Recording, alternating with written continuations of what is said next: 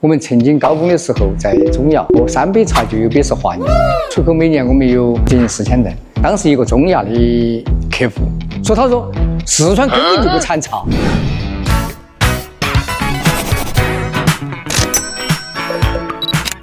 From a single leaf to a savory drink, tea has been enjoyed by people all over the world, and among them, Sichuan tea has long been one of the most prized. Today, we're visiting a tea factory in Leshan City. As you can see, they're in production right now. Let's find out how they are bringing the spirit of the ancient Silk Road into the modern global market. Our company was established in 2013. The annual output is over 8,000 tons, of which exports are close to 4,000 tons. In 2024, our exports accounted for more than 60% of Sichuan's self-operated exports. Currently, we stand as Sichuan's largest tea enterprise in self-operated exports. Such a massive volume of tea exports would of course be impossible without tea-producing regions with abundant reserves. The journey of this Sichuan tea leaf begins right here.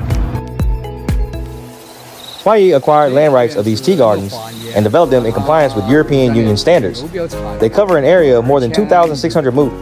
In Zhejiang, 1 mu of land can produce 400 to 600 kilograms of tea, and 1 mu of land here can yield about 250 to 500 kilograms of tea. After covering it like this, the amino acid content becomes relatively high. Additionally, the tea leaves are rich in chlorophyll. More importantly, in terms of pesticides and heavy metals, they are strictly controlled. The use of all pesticides and fertilizers is under our company's full guidance in order to meet European Union standards. So, what exactly is EU standards the boss keeps talking about? And why does it matter so much for a tea leaf leaving Sichuan? As for European Union standards, when exporting to European countries, the maximum amount of pesticide residues would be tested. So, as we develop tea products that comply with European Union standards, we need to address several key issues. The first one is the choice of soil. The second is to let it go through a transition period. These soils need to be tested. The third is management. Going global, the real challenge is meeting the world's highest standards. For Huayi, the answer lies right here in this factory. Because we do export business, we have to solve the most fundamental issue, which is the issue of standards. The standards required by the importing country are standards you have to meet. We have 2 production lines. Each day we can process 80,000 kilos of tea. The whole workshop actually only needs 2 people. One is a tea processing engineer, and the other is an electrical engineer.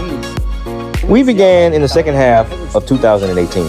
Up to now, in our international business, we have not had any problems caused by quality issues. It is also thanks to the application of many new technologies. One is optoelectronic technology. For example, with this tea, its stems, leaves, and buds have different colors. Through optoelectronic computer analysis, we can identify and sort them. The second is electrostatic technology. After the finished product has been dried, we are concerned that during production, if someone accidentally drops a hair into it, we can remove it through electrostatic treatment. Once the standard issue is solved, another challenge begins: finding the right market and reshaping the tea for the people who will drink it. In 2016, for the development of the industry, the question was which path Zhejiang's tea industry should take. What they had been considering was whether to take the route of premium famous tea at that time. I felt that going into premium famous tea did not have the necessary conditions. We should make use of summer and autumn tea for export. At the end of 2018, at the China Import and Export Fair, a client from Central Asia noticed our tea and showed a keen interest. The client thought our tea is quite good. He asked, "Where is your tea from?" I told him it was from Sichuan. He said that Sichuan didn't produce tea at all. At that time, Sichuan ranked 3rd in China in terms of tea plantation area and output. So I invited him to visit Sichuan. I could tell that he was very interested in our tea. And finally, the client ordered 17 containers from us.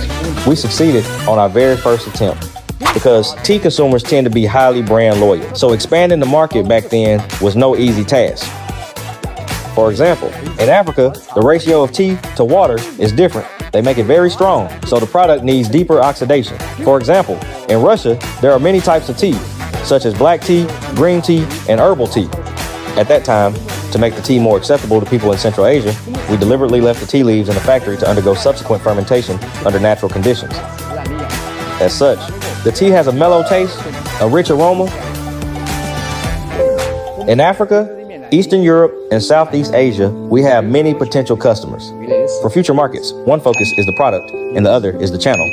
I believe the first step is to boldly expand into overseas markets. A market with 500 customers is different from one with 5,000 customers. In the past, we worked in Central Asian markets and African markets. Our next plan is still to improve product quality, meet EU standards, and enter some European and American markets. Second, after going global, settle down to study local products and the locals' consumption habits so as to develop suitable products accordingly.